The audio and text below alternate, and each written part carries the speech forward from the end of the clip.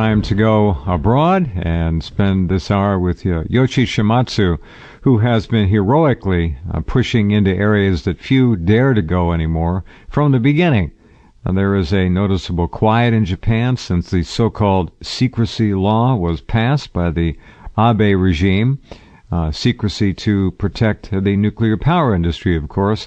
It has already dampened much of the news that used to be coming out of many sources in Japan, with a predictable result. People are afraid. They don't want to go to prison for 5 or 10, 15 years, which the law suggests that they very well may end up doing.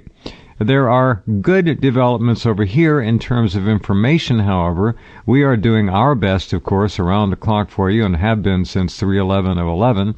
Yoichi has been with us most all of that time. He has contributed more than any single human being on the planet to the big picture of understanding what's happening at Fukushima Daiichi and how it is impacting the planet. And that's the way we expect to continue right on for as long as there are people listening. We're not going to change. One good news in the media, the mainstream media now, we like to think we have had something to do with holding their feet to the fire. The LA Times is now picking up the story finally, which we reported months ago, that the sardine industry, the sardine populations along the West Coast and in the Gulf of Alaska, well, there aren't any. Boats are coming back without a single sardine in their nets. Zero. And again, sardines are a primary food fish for larger fish and birds in the ocean. The masses, the uncountable numbers of sardines feed enormous numbers of mammals and seabirds and fish, and they are now starving. Boats coming back, no fish, nobody has an answer. Of course, now the Times is beginning to suggest that maybe we ought to take a look at Fukushima. Well, maybe, folks at the LA Times, it's too late, which it is, and the bottom of the Pacific Ocean is littered with dead sardines. They're dying because it's all bioaccumulative. The sardines eat little fish. They probably eat the algae as well and the plankton, which pick this stuff up immediately. 10 or 12 meals of algae and plankton, and you've got that radionuclide multiplied in your body if you're a sardine by 10 or 12 fold, and you're dead. And that's what probably has happened. They all ate, they all consumed, and they all got sick relatively in the same window, and most of them died. We'd like to think that maybe they fled south and went to the southern hemisphere, but I don't believe that that's happened. Yoichi, welcome back. Where are you tonight? Well, thank you. I'm in Bangkok, Thailand, stopping over from my time in Hong Kong and trying to get back to my coffee farm for the rest of the dry season. And met some, I've been meeting with Japanese friends here, and you know, there's no coincidence that many Japanese are here. Anyone who could speak English seems to have left Japan, you know, and hundreds of thousands, I'm told. Several 100,000 Japanese have left. I see everywhere in Bangkok, you see these teams of 5 to 10 guys and girls, you know, usually youngish, with one sort of boss with them. And they're setting up guest houses, new hotels, real estate companies. So they're bringing in investment capital. Well, no, basically it's a capital flight. There's capital flight from Japan. That's what I'm saying. They're bringing in investment capital. Yes. Yeah, to invest in Thailand, because not only because they expect the Japanese economy to tank, but everyone knows the country is radioactive. So I had some dinner with some friends last night, and they do know now. You know, their assumption is most of Japan is contaminated, and they're surprised that when I say that maybe there might be some pockets that are less contaminated than others. You know, they just assume it's just generally all over Japan. And people have got to leave, and they're trying to figure out strategies of how to get out. Now, one of the shocking things they told me over dinner, this is really terrible, is that there's zero news about Fukushima in Japan now. That all the news about anything to do with Fukushima, they're getting only from foreign news sources, nothing from Japanese news sources. Like this one. Since the passage of the security bill, that in fact news about Fukushima has dried up, and I tested their thesis, and I looked up the TEPCO site, and sure enough, TEPCO hasn't been putting out many press releases. They've said nothing about the the large earthquake that struck near there just recently. Oh yeah, 5.4. Daylight hours when they were when they're supposed to be moving fuel rods, and reactor 4, not a peep of news about that. Some old news about water contamination, and also their only news item, I think the last news post was December 27th, and that was about they're asking the Japanese government for something like $100 billion in bailout money. So that's all they're posting is the need for more money to continue their work. That's all. There's no news about what's going on in the plant, about radiation releases, about the situation at the spent fuel pool, the reactor 4. Nothing of the sort. It's just dead quiet. So that's why these friends said, it's been just really mysteriously quiet in Japan, and having to look for Fukushima news in overseas websites and newspapers is quite quite alarming for them. That the level of secrecy is so great. One would expect so at least some ordinary news to be the law came down like a sledgehammer. Yes. And basically the media has not got much room to work. Even Tokyo Electric, because it has to ask the government for a bailout, they're not going to release any information, anything. Of course not. Anything about the true situation on the ground. So it's worse than ever right now. I mean, it was bad after 3/11 when they tried to bamboozle us with all this disinformation and false reports. But like I said, in the past, at least we had something to work with. We could test whether a report was, patently absurd or not.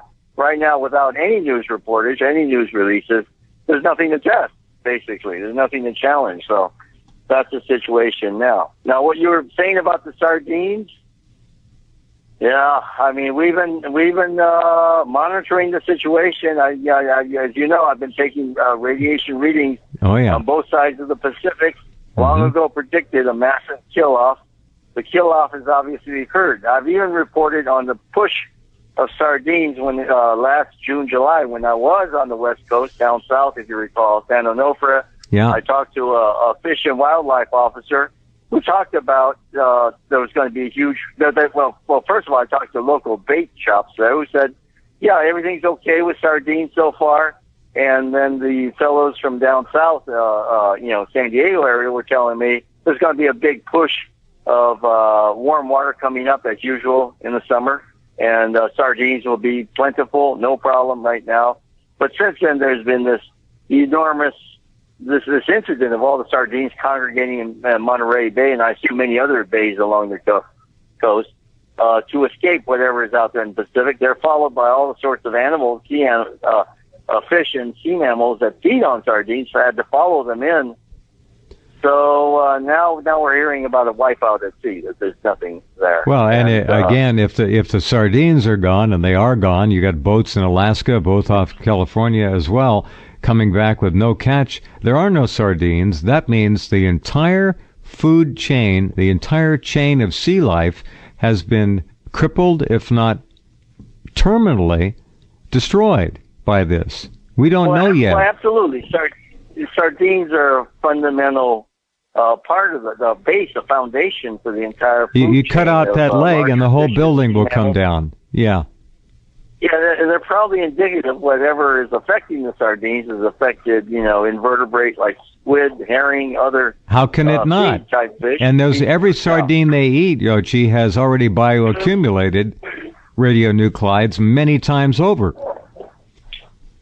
Absolutely, and we're seeing very rapid rates of bioaccumulation, at least in the starfish, from seaweed. So we would expect the same from sardines. Yeah. Animals do not, let's say, bone the fish and all that and take the fillets. They eat the whole, internal organs, the gut, everything, the bones, everything else. So they're taking in massive.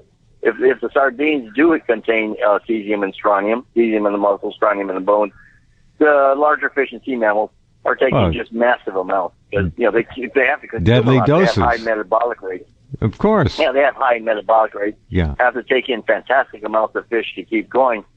So basically, radiation is the obvious cause. I mean, you can't blame something like an El Nino, which is not there.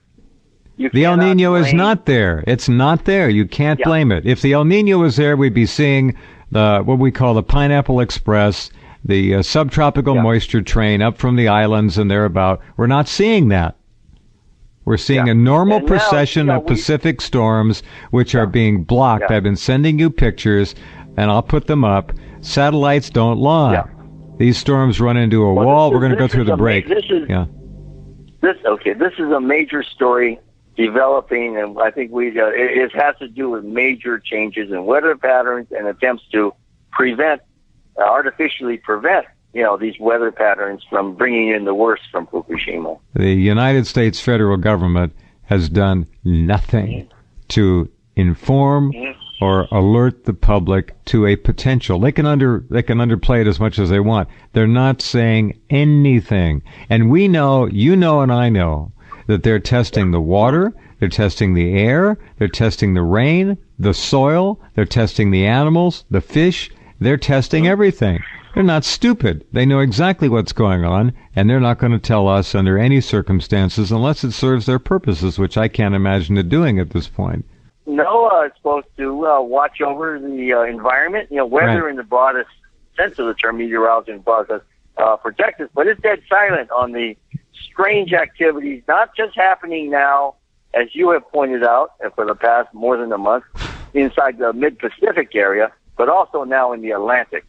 Very similar wall, sort of a wall, invisible wall being built there, and which has caused the polar vortex. There's two walls, one a standing wave in the Pacific and another giant standing wave, electromagnetic wave in the Atlantic. And as a result, the Arctic, the jet stream and the Arctic low pressure right now has got nowhere to go. These are two high pressure zones in between the low pressure zones building up, and it's going downward. It's going into the American states in the Midwest, and that's what's accounting for the record freezing cold temperatures now across the middle of the United States and in the East Coast. It's sort of very, severe winds, wind chill factors, and severely cold temperatures.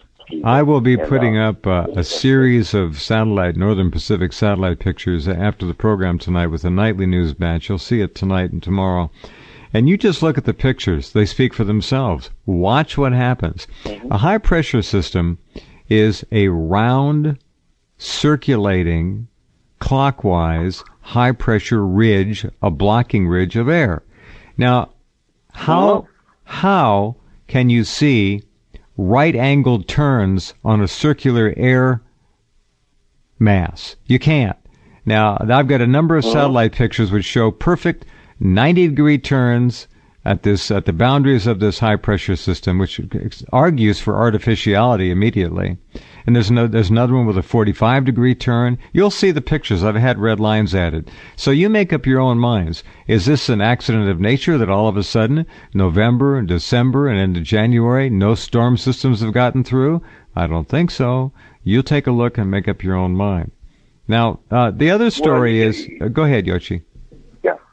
Yeah, I think the science behind these, what you call 90-degree turns, does make sense because, the particles of moisture there are ionized. They're ionized in the jet stream and in the Arctic. We got to remember that in the years after Fukushima, the first and second year after Fukushima, the ozone layer over the Arctic was completely burned off to where it was microscopic before, really, in terms of planetary terms. But then it became larger than the Antarctic ozone hole. And as a result, not only Fukushima radiation, but cosmic rays. We've seen these huge aurora borealis, northern lights. Remember that we discussed, just unprecedented going southward because there's no ozone in the upper atmosphere. So what's happening, the atmosphere over the Arctic region, the Arctic Circle, is massively ionized, and you've got Fukushima, radioactive particles splitting apart water molecules, but also all the other radiation from the cosmic radiation, the solar radiation coming down